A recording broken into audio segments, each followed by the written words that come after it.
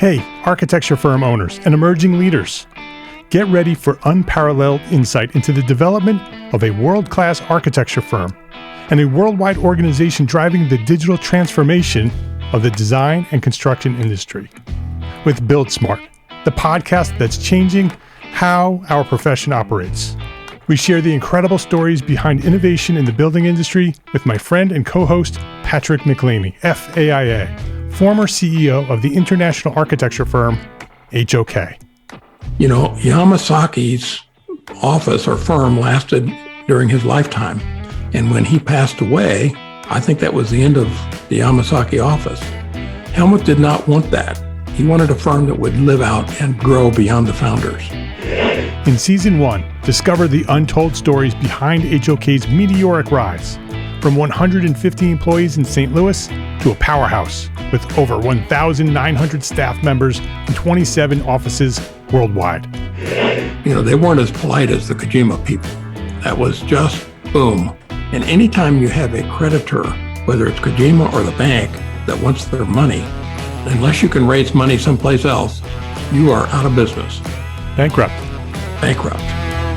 And hold on tight for Season 2, where Patrick takes us on a new adventure as chairman of Building Smart International, shaping the future of digital transformation in the design, construction, and operation of built assets. Ian Howell, Ken Harold, and I, Ken was my technical representative from HOK. The three of us took a tour of Europe of 5 cities in 5 days. Very busy time. Simply follow the link in the show notes to subscribe to Build Smart now and uncover lessons that will transform you and your architecture firm.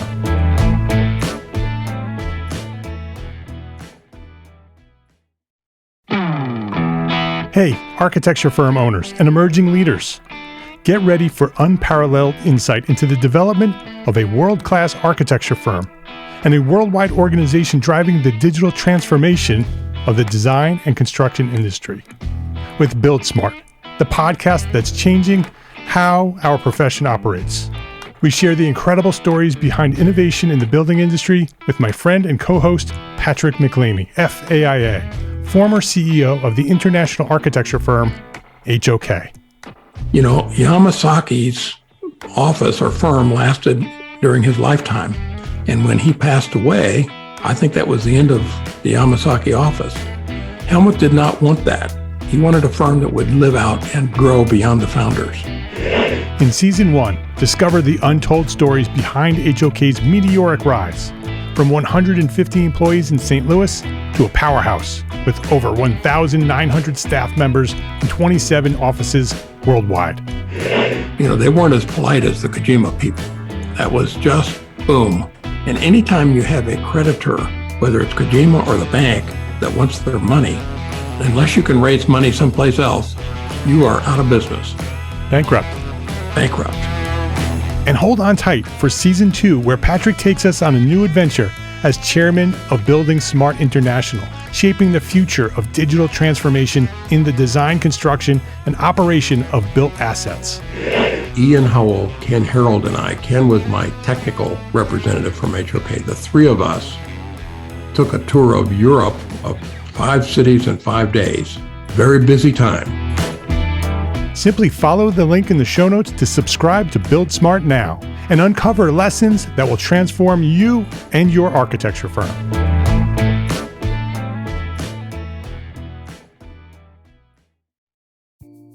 Imagine earning continuing education credits while doing exactly what you're doing right now.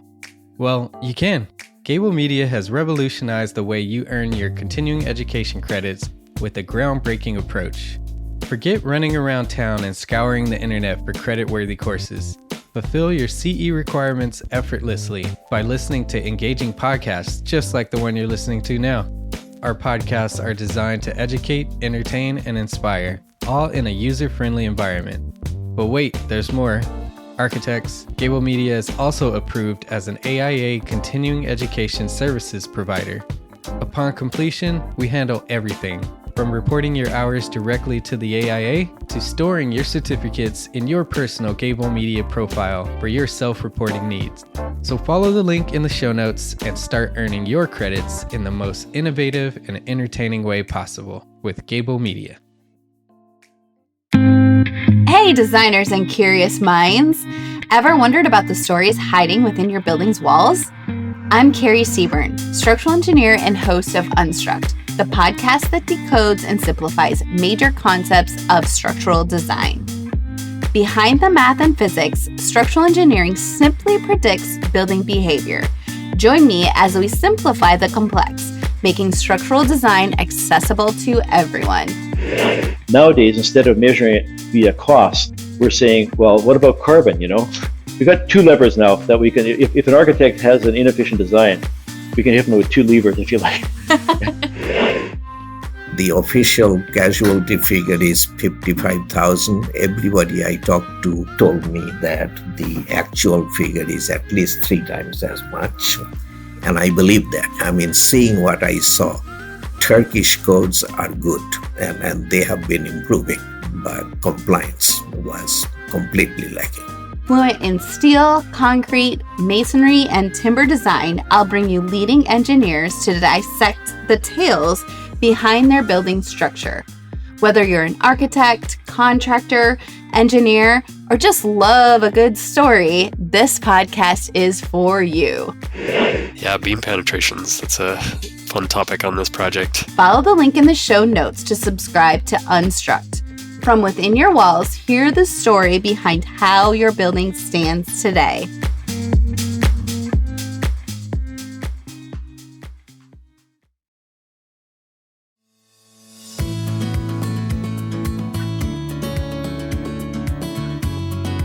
My name is Mark R. LePage, and you are listening to Entre Architect Podcast, where each week I speak with inspiring, passionate people who share their knowledge and expertise, all to help you build a better business as a small firm entrepreneur architect. My guest today is Mark Orttung, CEO of Projectworks and chair of Provoke. Mark has a remarkable track record of leading and scaling successful tech companies. At Nexient, he grew revenue from $35 million to over $130 million before its acquisition by NTT Data, where he helped launch a new innovation platform. And earlier in his career, he helped build Bill.com's payment network, now processing over 1% of the U.S. GDP and holds 43 U.S. patents. Today, he's focused on applying new technologies and helping businesses grow. Mark Orttung, welcome to Entre Architect Podcast.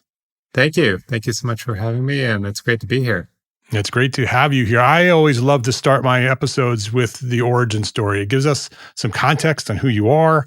It shares a little bit of your backstory, so it gives us an opportunity to understand where you are today, but how did you get here? So when did you discover your passion for what you do today, and who or what inspired you to get started? Yeah, great question. So I've got a kind of an unusual path. I've kind of zigged and zagged a bit to get here. Right out of college, I had a math and computer science training. I went into consulting. I worked at what was then called Anderson Consulting, now Accenture, which is, as most people know, the largest consulting firm in the world. And I went and I worked on their methodology, which was sort of like their playbook for how they ran these giant engagements.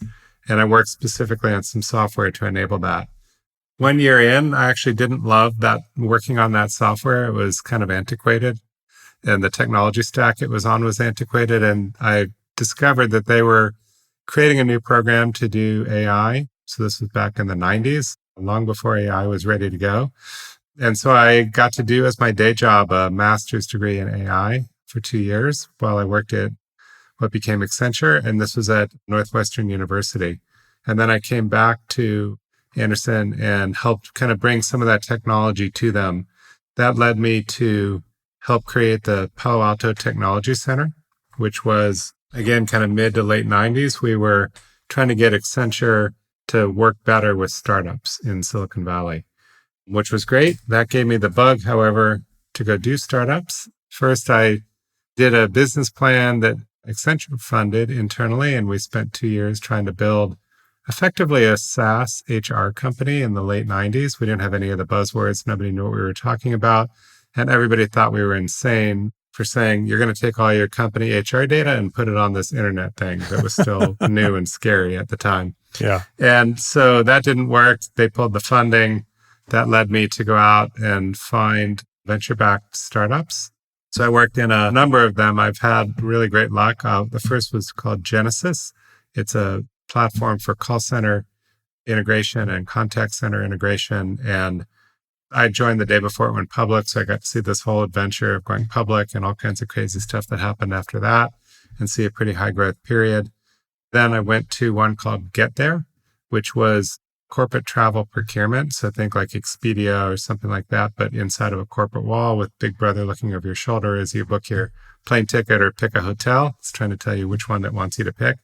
And that one, we had a competitor, and between the two of us, we had about 35% market share each. And they ended up buying us. They were owned by Sabre. So we put the two together and had 70+% market share. And over a 5-year period, we went from nobody booking their corporate travel online to more than half of all corporate travel bookings in the US going online. So it was quite a dramatic shift in the industry we got to have a front row seat for.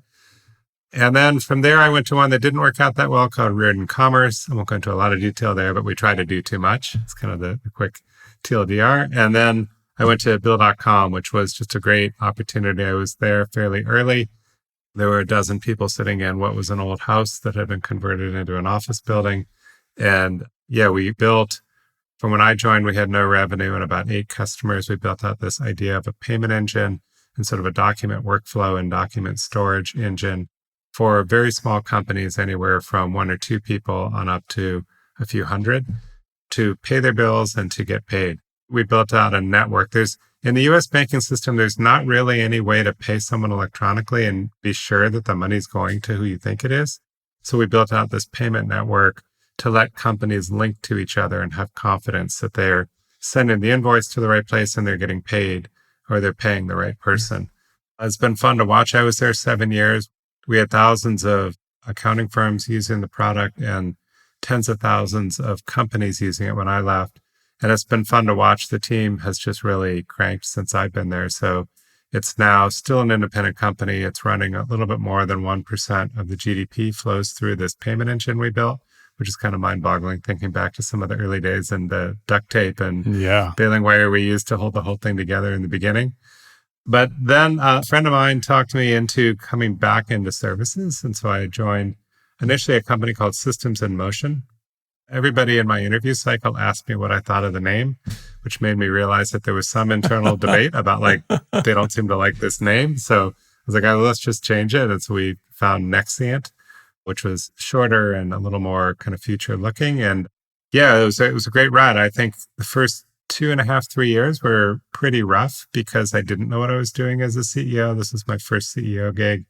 Made a lot of mistakes and took the revenue from 39 million a year to 34 million a year. So that was not a great journey.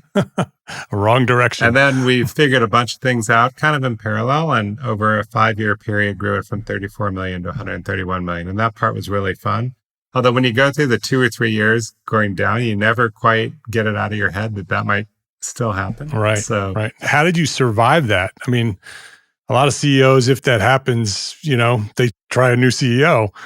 Yes, there was definitely one board meeting after about 6 quarters of shrinking that my board wasn't a super confrontational group. So they didn't really want to talk about it out loud. But it was clearly the subject was, should we fire Mark, was kind of like the key topic of this board meeting. So I just opened with, I think this must be the key topic of the board meeting, and here's how I'd think about it. And I just laid out the pros and cons of firing me. And I was like, it's up to you guys. You can, and I made my case of look, I think we've changed all these things. I think it's going to turn around. I don't have any proof yet, but here's why. And they chose to keep me. And then that was the last quarter that we shrunk. So I got lucky that it turned. Yeah, a lesson in being proactive and preemptive. Yeah, and it was the elephant in the room for sure. And it seemed dumb to have a 2-hour meeting and not talk about it. So I just let's just open with it. Yeah. If it's going to happen, let's get it over with. And if not, let's get on with it. Yeah, and I kind of got to zen with it. I was trying everything I could think of, and I thought we were doing the right things, but it wasn't working yet. Yeah, being CEO is an interesting role. Yeah. So where did you go after Nexient? So we sold Nexient to NTT Data in 2021, and they asked me to stick around for a few years and put together a group of 5 companies, one of which was Nexient, and create a new innovation-oriented consulting group called Launch by NTT Data. So I did that. We created the brand. We put it all together. This was about 3,000 people combined from about 1,100 of them were Nexient, and then these other 4 companies we put together. That was a wild ride, trying to do something new and innovative inside of a 400,000 person company. NTT Data, which I didn't know until I got there, is the 5th largest consulting firm in the world. They don't have as big of a brand or footprint in the US as they do in Europe and Asia, but they're absolutely giant. And so it was fun to get to put this thing together and really get it off on the right foot. During that time, I became chair of Provoke because one of my key people at Nexient went to be the CEO there. And he asked me to join his board. So I did. Through them, I met the Projectworks founders. And there was this pain point I had at Nexient where we needed a platform to run the firm. And we tried 3 different ones that were out in the market at the time. This would have been like 2016, 2017. And didn't really like any of them. They were really clunky, hard to use. And so we ended up being software nerds. We built our own system in our spare time, which isn't a great model either, I have to say, after having tried it.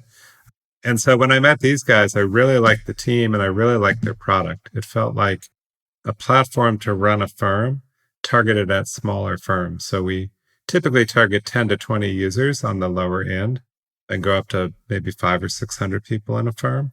And a lot of the platforms out in the market really target several hundred and above. They won't even call you back if you tell them you're 30 people or 50 people. And so this was built in a very simple way, but it had a lot of power kind of hidden behind the simple user experience. And I just really liked that. So I asked if I could join their board, and I did about 3 years ago. And then when I wrapped up my time at NTT, some of the investors asked if I would come on board full time. And I sort of worked with the founders to see if that was something they would want or not want. And they were pretty open to it. So it's been a great ride. I'm having a lot of fun. It's been almost 1.5 years now that I've been on board full time as CEO. We have just amazing customers and it's really a great community. What an incredible journey you've had. You've experienced the whole wild ride of the internet from basically web and all the way through to where we are today with AI finally coming to fruition after all those years. What would you say is the one single biggest lesson that you've learned through your journey in terms of building startups? For me, actually, there's Geoffrey Moore. There's an author, Geoffrey Moore, who wrote long ago, Crossing the Chasm. And in it, he had this technology adoption curve. It's sort of like a bell curve. And he's got the crazy people at the beginning and then the early adopters and then the early majority and the late majority. And I feel like that sort of model, and I've been lucky enough to meet with him a few times. And the way he describes it is, I didn't create this model. I just went out and talked to a bunch of people and discovered that this exists and sort of wrote it down. And I find that is the through line, like this, whatever the technology is or whatever I applied this at Nexient. So at Nexient, when I joined, we were doing engineering only. So you have an idea, we'll build it for you in software. And I had in startups worked in these small teams where you had a product person who would do all the market research and strategy. You had a user experience person who would figure out the journey and do the design, and then engineers who would figure out how to build it. And those 3 were sort of a partnership. And when they worked best is when they were equal and they would sort of find an answer in between the 3 disciplines. And so in consulting, we tried a new thing, which was rather than selling engineers, we sold teams of 8 to 10 people that mixed these particular skill sets and were great at strategy, design, building a product and putting it in a market and having the same team go all the way through, just like a startup would. So in consulting, that was new. My theory was it would follow Geoffrey Moore's curve, and it did. In the early days, we had to find kind of the crazy people who were willing to come along on the ride with us. And then we did notice around 2019, it sort of crossed the chasm and it became the mainstream thing. And then, so yes, that has been a through line for my whole career. and one that is, just a great model to work with. Yeah. That's interesting. And you've experienced every step of the way, right? Because, with the different projects that you've worked on and the different positions you've had, you've experienced every step along that bell curve and have understood, and not really understanding it while you were experiencing it, but later looking back saying, hey, I was there, I was there, I was there. And lots of steps along your way, you said similar things that it just didn't work because they weren't ready for what you were doing. Yeah, like the SaaS startup in the 90s with HR was 10 years ahead of its time. So let's talk about Projectworks, your current company and the things that you're doing today. You're CEO at Projectworks. Can you explain what Projectworks does? You talked a little bit about that it's for smaller firms. It sounds like it's good for our community, architects. Can you explain what it is and how it works? Yeah, so it is a platform to run a services firm. And as I said earlier, maybe between 10 and 500 people. So think of it as a real-time business analysis tool. So I can tell you for a specific project, is this project currently profitable? Is it projected to be profitable by the time it ends? And the idea is you often get a warning from your accounting system that's too late. Like, hey, last month this project went off the rails and now it's too late. We're trying to give you that warning before it's too late, so that you can look and determine, is there something I could change? Can I change how many hours I'm putting on it? Can I go get a change order from the client? What can I do so that it does come out the right way? That's sort of one big piece of it. Another big piece of it is managing your resources and planning out who's working on what. This can really help profitability by either a small group of your people, by an individual, or by the whole firm. You can look at, what is my utilization rate? What kind of profitability am I getting across people? And it's a really good way to see. What I had at Nexient was maybe 4 to 6 weeks of really good work sold. And then there was always this cliff where everybody looked like they were going to be on the bench in 6 weeks if we didn't get some contracts signed. And so there's a very visual representation of that. And it brings it to life and helps you really manage that balance of hiring versus selling work. And then we do all the core pieces to be the system of record. So time cards, expense reports, vacation/leave requests, and those all become the source of truth to build really detailed invoices. And those invoices then get synced into your accounting system, whether it's QuickBooks or Xero or something else, we'll sync them in. And then we sync with your CRM. So as a project, maybe in a HubSpot or a Salesforce, gets close to being one, you can push it into Projectworks and begin to model first with roles. I'm going to need, a designer, a draftsperson, whatever it might be on this project. And then as it becomes sold, you can actually flip those roles into actual people. So you can begin to model it out, begin to look at in your resource plan, how many people do you need? What skill sets do you need? And then put them in as you go. So it helps you run your company, basically all of the small little pieces, the decision-making, the reports, business management, project management, the whole thing. Yeah. One thing I've found that's pretty consistent, and I was guilty of this too, is consulting firms or architecture firms or engineering firms, the really great ones want to spend all their time with clients.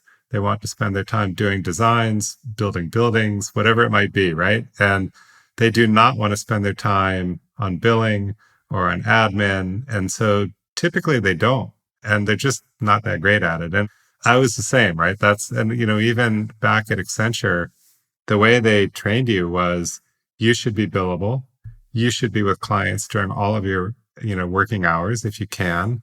And if you're working on inside projects, you're kind of a loser. Like, you don't want to be the one that's like doing the internal projects. And so part of what Projectworks is here for is to try to automate as much of that as we can to free you up to go spend more time with clients, go spend more time doing design, more time doing, build outs. And that, I think, really spoke to me as somebody who's kind of tried to manage that balance. Because if you own the firm or if you're leading the firm, you do have to do those things. Somebody has to. And the better you can do them, the better you can show up for clients. You have experienced starting from scratch, companies starting from scratch. You've entered companies that are in the middle and have grown them. You've come in later and have expanded on already successful companies. So you've sort of experienced all these different areas in business. And now you're doing that with Projectworks. We're talking to an audience of thousands of small business people, architects running small firms. And lots of them struggle with business. I would suggest that most of them struggle with business exactly for what you were just describing, that they don't really want to run the business. They didn't become architects to run the business. So from your point of view, I want to start with like the startup architect, the architect who is maybe working for a larger firm and is considering starting their own firm. What are some lessons that they need to understand before they start their firm? And then I want to sort of walk through all the other steps of business, right? And we'll talk a little bit about startups, then we talk a little bit about, that a little bit more mature company, then the company that wants to scale and grow. What are the things that they have to understand before they start? And then what are the things that they have to do before they get to those next steps? Yeah. So for the startup, when you're just getting going, there's this thing I call the consulting balance, which is trying to keep your sold work and your available staff balanced. It's almost impossible to get it perfectly balanced. I think I had like 5 days in the 7 years I was running Nexient that it actually was in balance. But it's most critical when you're just getting going. And I'd say that sort of the tactical thing is sell, then hire, right? Like get really good at selling and getting committed work and then bringing someone on very quickly. And so at Nexient, we would do a lot of selling to clients, and we'd sort of track when we think they'll purchase and when we think they'll get started. We would be recruiting people to do that work, but in a way that we would be very transparent with them and say, we don't have the work yet. Here's what it's going to look like. Here's what we want you to do. Here's the salary, get them all excited to go and say it may be 1 to 3 months before we can actually formally make you an offer. So we were really down in the nitty gritty trying to make that balance work so that we'd get the new contract, we'd have the team lined up, but we wouldn't have to hire the people 2 months ahead and pay their salary for 2 months with no income. We didn't want to sell the work and then not be able to start for 3 months because we were out hiring people, because then your new customer is very unhappy with you for not starting. So sell, then hire, but you're sort of doing those in parallel. And that's one of the most basic skills I think you need to have. And if it's going to be just you, or just you and maybe 1 or 2 other people, you really need to get that right, because hire somebody and carry them for 3 months, it's a huge amount of money. Yeah. Let's take a quick break to say thank you to our sponsors for their support of this episode. Gain lessons learned and credits earned with Arcademy, ARCAT's continuing education program.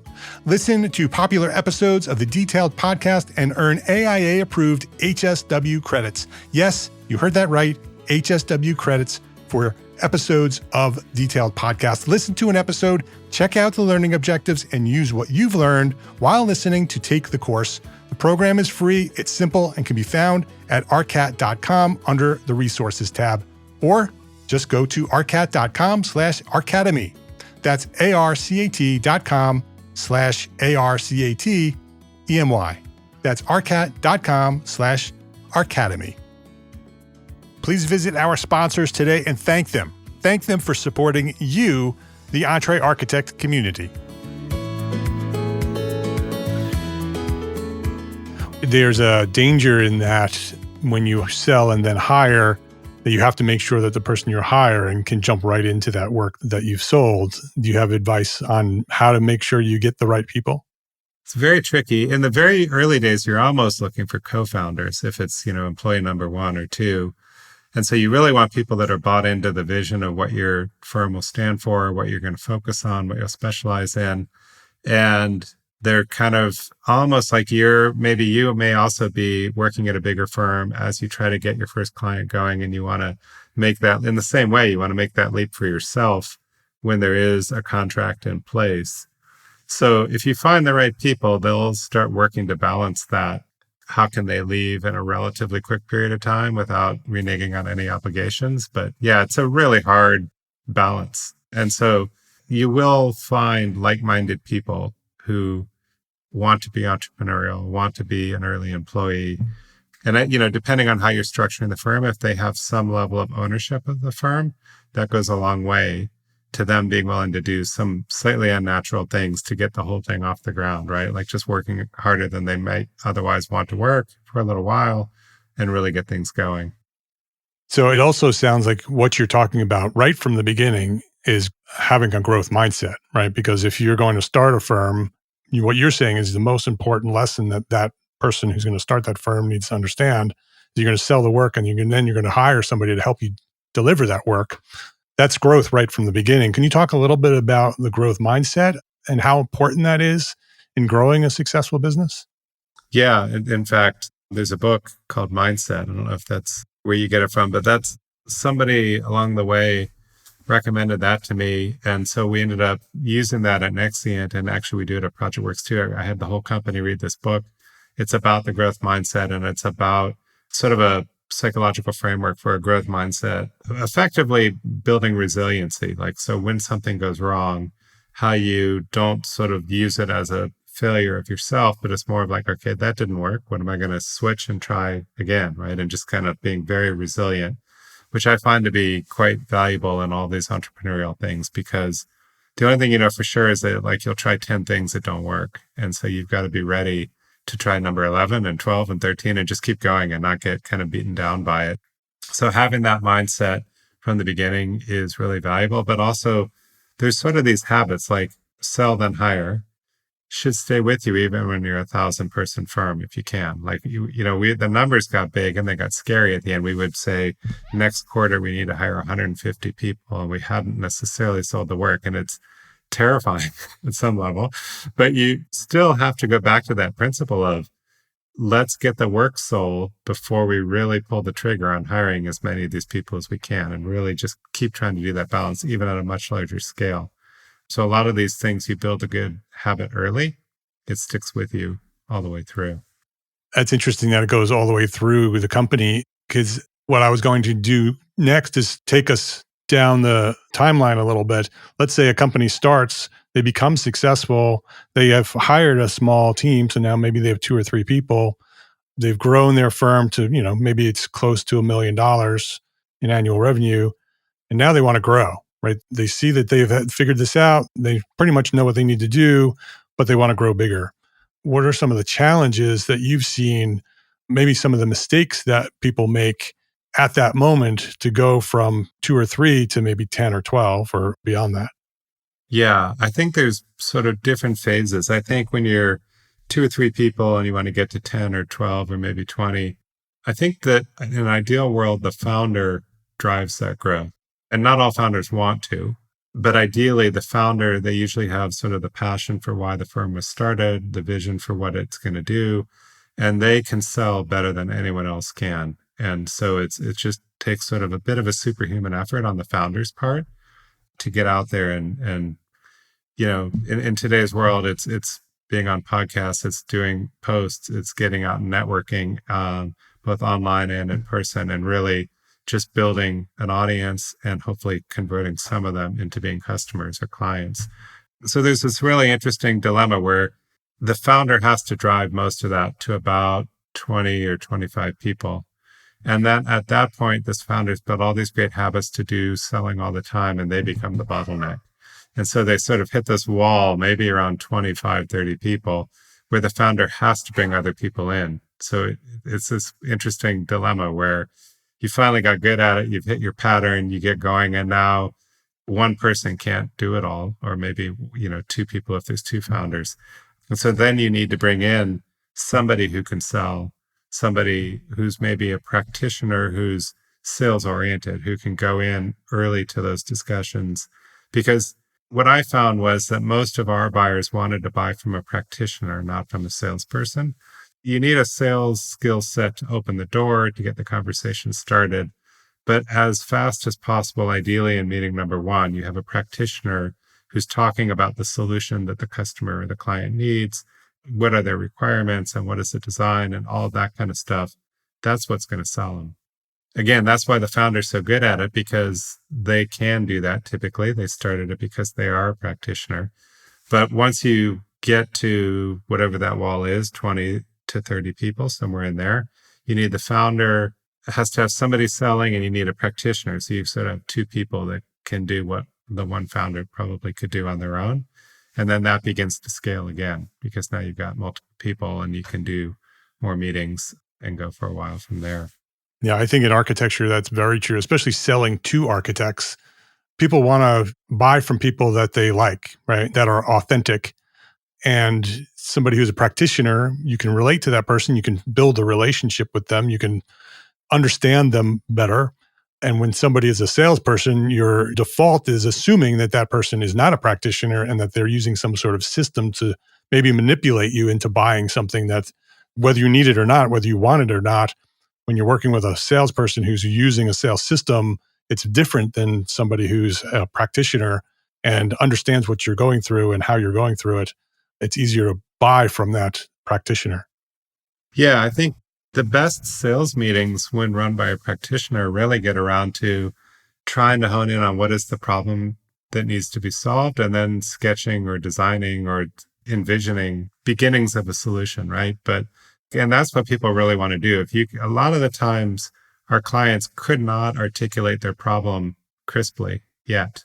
And so a lot of the initial value we'd bring was just helping them be clear about what is the problem and how do we know if we've solved it. And then once we've got that, then you can begin to really think about possible designs and solutions and things that are going to help them. And that gets them sold much more than, as you said, some kind of like a sales system that's trying to convince them of something or other. It's like this is their pain point or their dream, and you're helping them crystallize it, and then you're helping them envision it, and then they're sold.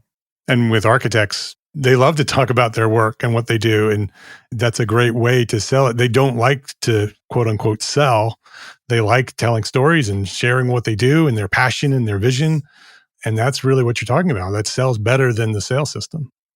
Yeah. One of the things that I found fascinating is sometimes we would meet somebody for the first time and just literally turn the meeting around to them and sort of say, tell us the challenge and get them talking. And with most people, they love that.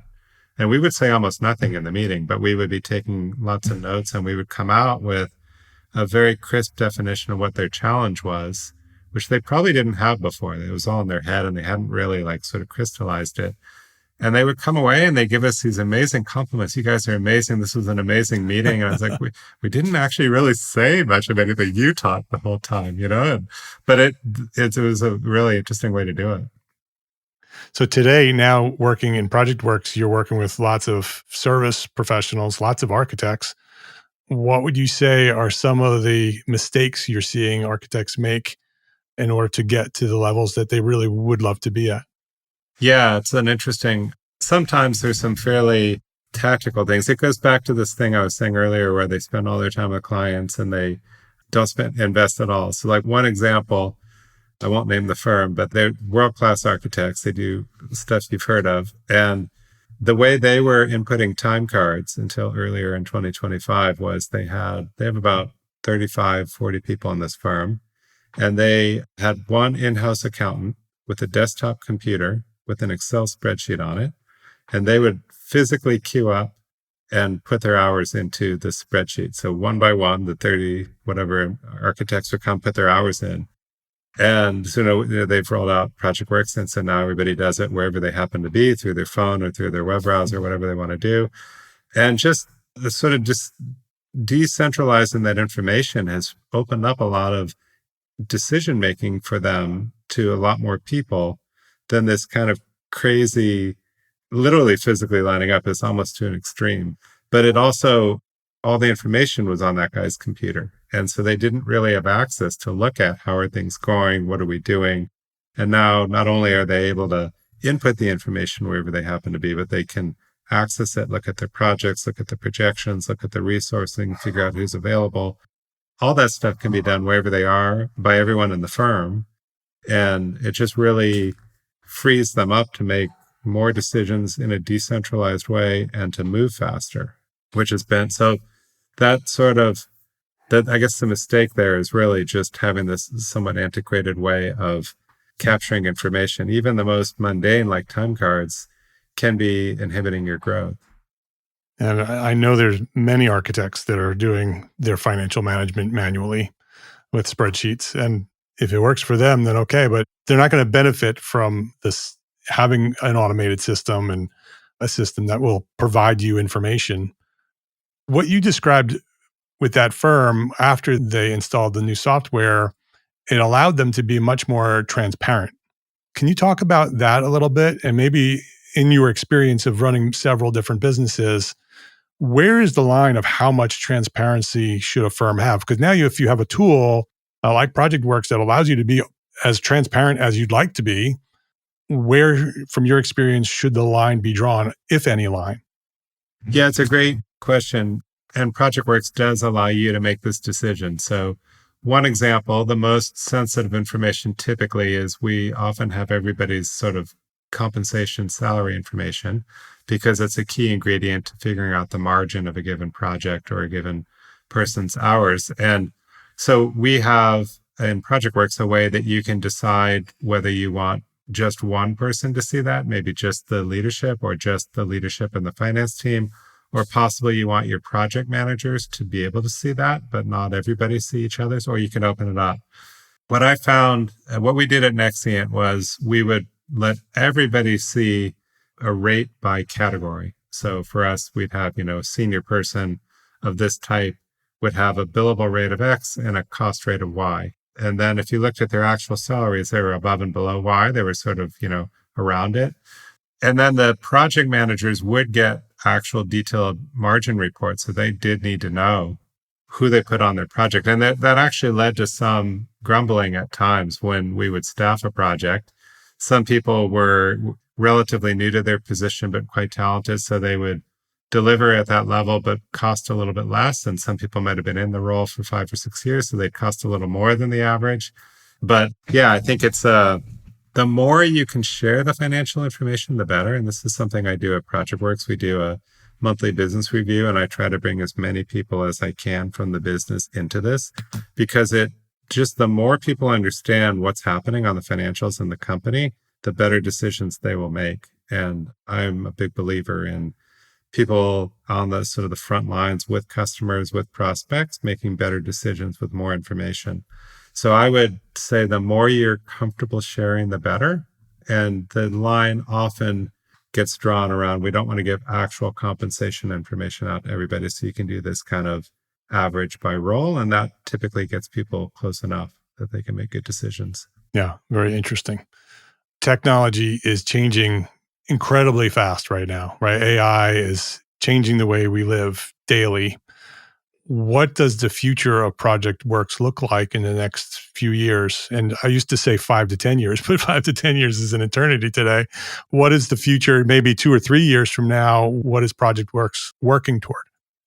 Yeah, we're doing a lot of work with AI right now. We've built a number of pieces of our product and sort of proof of concept in the labs, and we're now moving to productize some of those pieces as we've seen what's really working. So you'll see us later this year beginning to really introduce both brand new components to the product, as well as you'll start to see AI pop up in a lot of different ways in the product. And yeah, I think in a way, in the long run, part of our value today is we're sort of the system of record, and we can be the data that you can count on, that we know these are the hours that were worked, these are the expenses that were done, these are the invoices that went and what we got paid. That'll still be true, but I think there'll be a much richer level of data or knowledge sitting on top of it so for example, today a lot of firms try to get their team to input their background and what they've worked on in lots of detail. And as human beings, we don't want to do that. It's boring. And so when somebody sends you a blank sheet of paper and says, please give us everything you did on this project, most human beings send back 2 sentences. Right, and exactly. What you really want is like a page, like all the detail, like what was the technical infrastructure? What were some of the challenges? How did you overcome the challenges? Was there a structural engineering problem that you had to solve that changed your design? Some of these kinds of things are really what the system would like. And so I think we're going to be able to ingest a lot of that information without the human beings have to write it. So we can read your proposal, we can read your contract, we can look at the design work, we can look at all the work elements, we can just ingest all that stuff. And then as an example, we can come back to you and say, here's your CV as we've understood it from all these other artifacts. Is this correct? Right. And then you'll get a chance to vet it and change it if it's wrong. But that's much easier to do than here's a blank sheet of paper. Please write us a whole detailed summary of everything you just did. So that'll be an example where the end result is we're still the system of record. What we're storing is much richer. It's got knowledge in addition to sort of the data. And we'll do a lot of work to ingest that with less effort from humans having to actually type it all in. So, and then there'll be a lot of pieces that we start to take care of for you. We'll just keep automating more and more of the back office. So you can go spend more time with clients, go do more designs and build more things. And that's ultimately what we all want to do, is do the thing that we were trained to do, right? And let the system help you run the company. So as we wrap up here, I want to ask you our final question. I think this question is very aligned with your experience and your current role. What's one thing that a small firm architect can do today to build a better business for tomorrow? I think what I would say is get really crisp on why your firm exists and how you are differentiated. So at Nexient, when I first got started there, we had 200 to 300 people. And if you looked at our website, it looked like we could handle any problem an enterprise might have. And I thought, at the time, it seemed a little ambitious that the 200 or 300 of us could do all these things. And what you end up being is a little bit mediocre at all of them. And so I had one of my leaders kept pushing me on the why. And it took a few years to really narrow it down. But we landed at life's too short for crappy software. And the idea for us was, there are all these things you get in the world that have software in them, but are not software products. So you might get a thermostat or a stove or, all these things have software in them, and they're all really hard to use typically. They're really bad software. And so we thought we could really standardize on the one thing we're going to do is help people design software in whatever context that people really love. So if you want us to come and deploy SharePoint for you, we're just going to say no. We could, but we'd be average at that. And we want to be really excellent at one thing. So it was terrifying in the beginning to say no to all the things that we used to say yes to. But that's what drove us from 35 million to 130 million, was saying we're this one thing, we're differentiated. Nobody else does it like we do it. We have this whole process. And so figuring out the why or the differentiation and like what makes you stand out, it's scary, but I think it's also liberating in a lot of ways because decisions become easier. People will come to you with some project and be like, nope, we don't do that. So find the differentiation, find the why would be the one thing I would say. That's great advice. You get lots of people who come to you that you have to reject, but the people who are perfect for you, they all end up coming to you because you become the expert. Great advice. His name is Mark Orttung. The company is Projectworks, one word, Projectworks, and the website is projectworks.com. Mark, if somebody wanted to reach out and check out the software, just go to projectworks.com, or is there any other steps they should take? Yeah, go to projectworks.com. You can book in to get a demo right there. Lots of information on the site to show you about the product. And also, feel free to reach out to me. I'm pretty active on LinkedIn. So yeah, reach out to me. Not a lot of people named Orttung, so I'm pretty easy to find. Yeah, I would love to connect with anyone who's interested. All right. And we'll include your LinkedIn on the show notes as well. So you can just go to the show notes for this episode and you'll get the LinkedIn as well as the URL for Projectworks. Mark, thank you. Thank you for sharing your journey. Very fascinating journey you have, lots of experience, and I appreciate you for coming by here and sharing your story at Entre Architect Podcast. You're welcome, and thank you for having me. It's been great. You're welcome. If you liked this episode of Entre Architect Podcast, please share a link to this episode with a friend. Either just click the share button or highlight the URL and send the link to this episode with a friend, because that's how Entre Architect has grown to serve thousands more architects just like you throughout the 10 plus years of Entre Architect. That's how we've grown, architect to architect. So I would love for you to share this episode and all the episodes with one friend every week. Would love that. And thank you to our sponsors for this episode. We don't have an episode if there's no sponsors. So thank you to our sponsors. Links to those sponsors, which you should go visit and click, and all the resources that we discussed today for this specific episode, they are all available at entrearchitect.com/podcast. Every episode that we've recorded is there, entrearchitect.com/podcast. Go click the links to the sponsors and say hello. Entre Architect is a member of the Gable Media Podcast Network. You should go visit that at gablemedia.com. That is the next evolution of interactive media and resources for the AEC community. You can now earn continuing education credits for listening to select episodes of this podcast, EntreArchitect Podcast. Yes, AIA CEUs for listening to a podcast. It's there, and many other podcasts are there as well, and you can listen to all of them and get credit. Learn more about our program, Gable Members Program, at the gablemedia.com/members website. That's GABL media.com/members.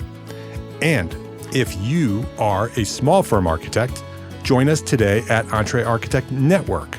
That is the worldwide organization for small firm entrepreneur architects. If you own your own architecture firm, you are an entrepreneur architect. You are an EntreArchitect. With weekly live group business coaching, we have business coaching there, monthly live business training with AIA CEUs, 2 a month, so 24 AIA credits per year, including 12 of those are HSWs. We have them in the membership. Business resources, all the resources you need to run your business, special session webinars, mastermind groups, and a thriving community of small firm architects just like you. Hundreds of architects are there waiting for you to join. So we provide the support and encouragement you need to succeed as a small firm architect. I know that you haven't been trained as a business person when you launched your firm. That's what we do. Come learn how to run a business at EntreArchitect Network. And today you can go join right now for free for 30 days at this link, entrearchitect.com/30 days will give you free 30 days for membership. Go check it out at entrearchitect.com/30 days, and I will see you there. Thank you for listening to this episode of EntreArchitect Podcast. My name is Mark R. LePage, and I want you to remember 3 words: love, learn, share. Have a great day.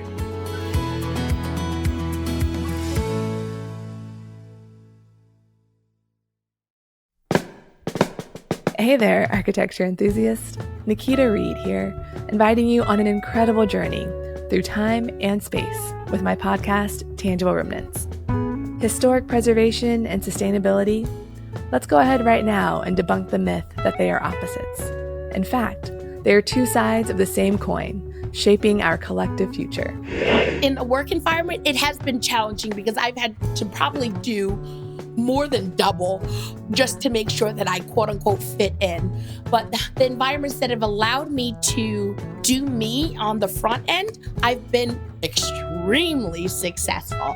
You look at all these PhDs, they've built that on the backs of our elders. Absolutely. What they consider themselves to be experts at is what they've worked with us to achieve. I know we have to prioritize people before products and before place. Join me as we unravel the stories of historic buildings shaped by the people of a specific era and often influenced by race and gender. These tangible remnants are windows into our past and guideposts for the future. Follow the link in the show notes to subscribe now to Tangible Remnants. Let's explore the interconnectedness of architecture, preservation, sustainability, race, and gender.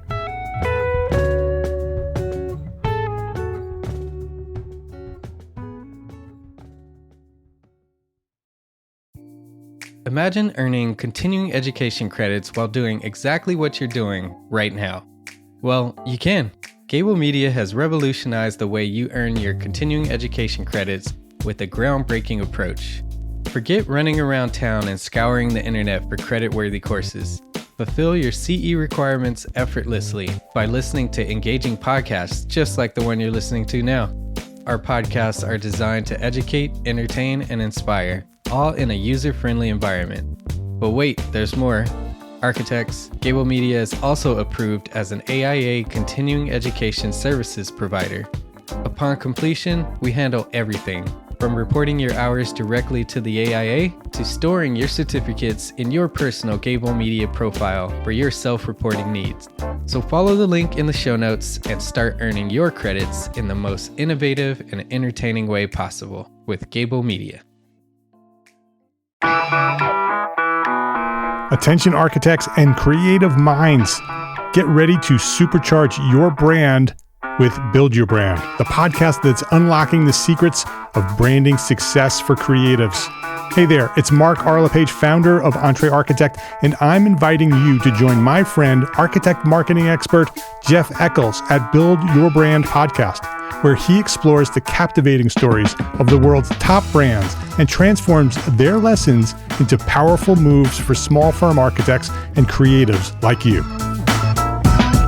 In Season 1, Jeff shares the thrilling tale of Southwest Airlines, where he dissects their journey to the summit and distills it into strategies tailor-made for you. It's important to keep in mind that companies like Southwest compete in the real world, just like you, and face real-world challenges, just like you. You might be surprised at how similar those challenges are to the struggles that you grapple with on a day-to-day basis. Don't miss out on your blueprint for success. Subscribe, tune in, and let's build your brand together. You may have noticed that the very best brands in the world are also known for having somewhat unique corporate cultures. That's often the glue that holds everything together when they encounter those rough spots. We don't do it because it inconveniences the passengers to whom we are primarily dedicated, the short haul, frequent flyer. Follow the link in the show notes to subscribe to Build Your Brand today. Remember, no matter the size, the journey's the same. Your brand's journey to the top starts here.